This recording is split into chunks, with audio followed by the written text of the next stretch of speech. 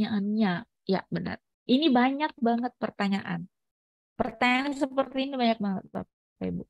Mungkin ketika mulai kebijakan dari Mas Nadiem yang menerapkan P5 itu proyek penguatan, kenapa kita memilih atau kenapa harus menggunakan pembelajaran berbasis proyek? Ini nanya-nanya nih. Pasti banyak sekali guru yang nanya, kenapa sih kita harus pakai PBL? Banyak kan model-model lain yang bisa kita terapkan dan segala macam. Coba kita cek. Kita coba lihat jawabannya. Kenapa sih kita harus menerapkan pembelajaran berbasis proyek? Nah, sekarang sambil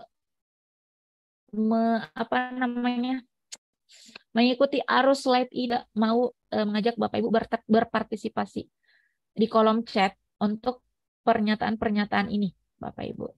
Nah, saya izin untuk yang setuju ketik angka 1 nanti ya, Bapak Ibu. Belum diinstruksikan. Pokoknya yang Miss Emi baca pernyataannya terus setuju ketik angka 1. Kalau tidak setuju ketik angka 2. Itu ya instruksinya Bapak Ibu. Ya belum, jangan dulu sebut angka, jangan dulu tulis angka 1. Nanti misalnya baca dulu pernyataannya. Nah, kita mulai dari pernyataan 1 gitu ya. Nah, pernyataan 1 itu bunyi statementnya kayak gini. Pembelajaran berbasis proyek bisa selesai dalam 1 kali sesi aktivitas pembelajaran. Setuju atau tidak setuju? Ini kayak asesmen formatifnya Miss Emi gitu. Untuk Bapak Ibu yang lahir. Oh, banyak banget yang 2. Ada yang 1, 2. Oke. Oke. Oke, 2. Dominan 2 ya Bapak Ibu. Minoritas 1 lah, pilih 1 ya. Banyakan tidak setuju. Kan tadi sepakat ya, kalau klik 1 atau ketik 1 itu artinya setuju. Ketik 2 itu tidak setuju. Bunyi pernyataannya pembelajaran berbasis proyek bisa selesai dalam 1 kali sesi aktivitas pembelajaran. Ini menarik nih statementnya. Oke, oke. Dominan 2. Makasih Bapak Ibu partisipasinya, semangat banget. Tapi saya nggak bisa nungguin sampai 600-an jawab ya Bapak Ibu. Yang misalnya streaming di YouTube bisa klik juga di live chat-nya. Walaupun misalnya belum sempat nengok-nengok ke YouTube ya, nanti dibantu cek juga. Oke. Oke, banyak 2 ya. Oke. Kita bahas yang 1 dulu. Kalau misalnya pilihnya tidak setuju. Kenapa pilihnya tidak setuju? Ada kata kuncinya Bapak Ibu. Bisa selesai dalam 1 kali sesi aktivitas pembelajaran. Ini kata kunci. Bukan kata sih, mohon maaf. Kalimat kunci. Bisa selesai dalam 1 kali sesi aktivitas pembelajaran. Oke. Pembelajaran berbasis proyek bisa selesai dalam 1 kali sesi aktivitas pembelajaran. Nah, kalau saya tidak setuju. Tadi dominan banget, makasih banyak Bapak Ibu memilih tidak setuju ya, angka 2. Iya, benar. Jadi tadi ketika lihat tayangan apa namanya prinsip-prinsip dari pembelajaran berbasis kompetensi, bisa lihat juga di situ ya Bapak Ibu bahwa kita butuh proses. Jadi tidak dalam 1 kali. Pembelajaran berbasis proyek ini memiliki tahapan-tahapan. Jadi orientasinya proses, bukan orientasi akhir. Yang kita lihat memang adalah benar-benar proses yang diperoleh murid kita. Jadi kalau 1 kali sesi itu belum bisa dikatakan pembelajaran berbasis proyek. Kalau pembelajaran proyek ya bisa Bapak Ibu. Kalau proyek learning atau learning proyek bisa. Pembelajaran proyek bisa kita sebut. Tapi kalau pembelajaran berbasis proyek itu tidak bisa selesai dalam 1 sesi aktivitas pembelajaran. Misalnya dalam pembelajaran matematika 1 kali pertemuan selesai. Maka itu dikatakan PBL, itu belum bisa dikatakan PBL. Berdasarkan konsep tadi yang kita bahas di sebelumnya bahwa anak-anak itu butuh proses untuk mencapai kompetensinya. Mulai dari pengetahuan, mulai dari pemahaman, mulai dari keterampilan, perilaku, dan melakukan aksi. Jadi butuh proses untuk mencapai kompetensinya. Sedangkan pembelajaran basis proyek harus melalui tahapan-tahapan tersebut. Tentunya tidak cukup dengan hanya 1 kali sesi, Bapak Ibu. 1 kali sesi pertemuan nggak bisa. Jadi memang benar-benar butuh timeline. Nanti selanjutnya saya akan perlihatkan juga ininya tahapannya. Ya, ini ada yang nanti ya saya tanya jawabnya. Ada yang menarik tadi pertanyaannya tentang PJBL atau PBL. Oke. Kemudian karena terkadang sekarang itu susah membedakan problem based learning atau project based learning. Itu tergantung kesepakatan sih Bapak Ibu. Saya nyela sedikit ya karena takutnya lupa. Jadi kalau di sekolah kami itu sebutnya PBL, PBL project based learning. Kalau problem based learning kami kan tidak pakai gitu kan di sekolah. Kami hanya sebutnya dalam bahasa Indonesia pembelajaran berbasis masalah. Cuman tergantung kesepakatan ini aja sih sebenarnya sekolah. Kalau kami sih memang sebutnya PBL itu pembelajaran berbasis proyek. Kalau pemerintah memang menyebutnya itu PJBL yang untuk proyek, PBL-nya untuk apa namanya masalah. Pembelajaran berbasis masalah. Saya rasa itu bukan suatu hal yang perlu diinikan, hanya tergantung kesepakatan dan pemaknaan kita saja masing-masing di instansi ya Bapak Ibu. Seperti itu. Saya lanjut yang kedua, Bapak Ibu, statement kedua ya. Izin, pembelajaran berbasis proyek selalu menghasilkan produk berupa barang. Ketik 1 yang setuju, ketik 2 yang tidak setuju. Wow, ini sampai saya mau nge-scroll ke atas. Iya benar, oke.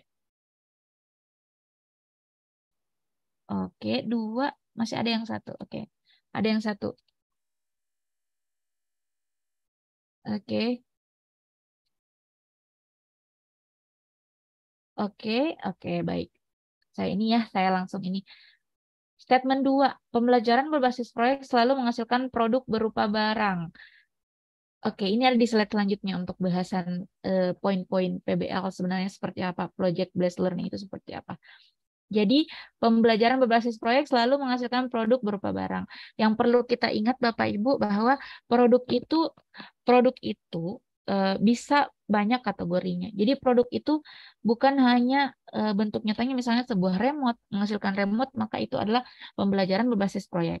Tapi produk itu bisa dalam bentuk afektif, peningkatan kompetensi pada afektifnya, ataupun bahkan psikomotoriknya, atau bahkan kognitifnya, itu juga sudah merupakan sebuah produk. Nanti slide selanjutnya saya akan perlihatkan bagaimana beda-bedanya penjelasannya ya Bapak Ibu. Saya lanjut ke statement ketiga. Pembelajaran berbasis proyek hanya bisa dilakukan dengan kerja kelompok.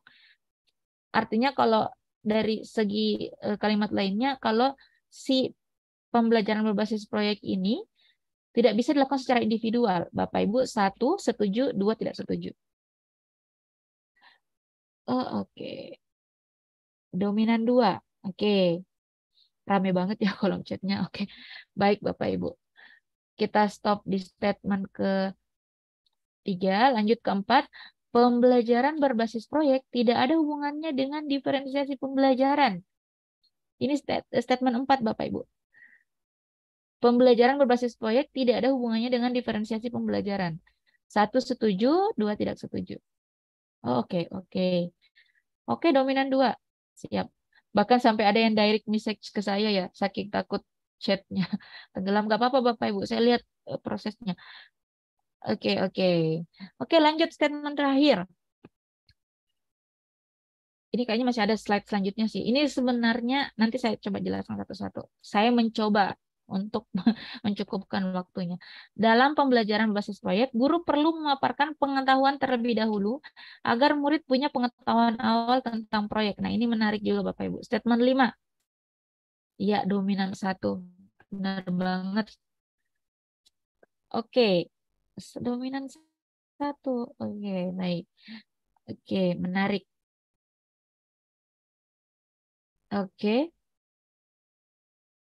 Oke, saya next ke slide selanjutnya. Masih ada miskonsepsi Bapak Ibu. Jadi kita akan membongkar miskonsepsi untuk kali ini. Jadi masih ada lagi 5 pernyataan yang ini sering banget kita lihat di lapangan. Jadi kita obrolin ini sepertinya semakin malam semakin menarik. Nah, statement pertama, waktu pembelajaran selalu kurang untuk melakukan pembelajaran berbasis proyek. Benar nggak Bapak Ibu? Waktu pembelajaran selalu kurang untuk melakukan pembelajaran berbasis proyek. 1 setuju, 2 tidak setuju. Oke, banyak. Ah, ini asli 1 keluhannya ya. Ini pasti karena udah ngerasain semua ya, menerapkan di sekolah masing-masing, makanya pilihnya 1 banyak banget.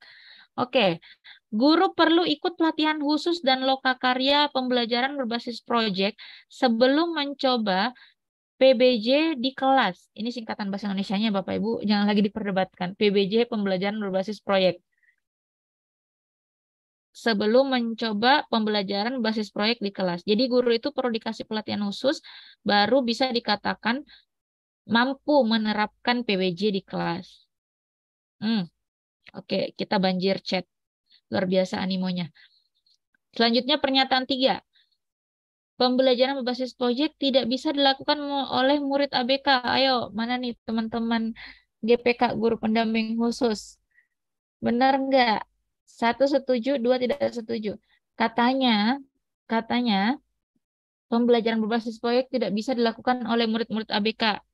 Oh, tidak setuju. Keren banget nih, tidak setuju. Sampai ada yang 2-nya ditekan sampai 6 kali ya, saking tidak setujunya. ABK, anak berkebutuhan khusus.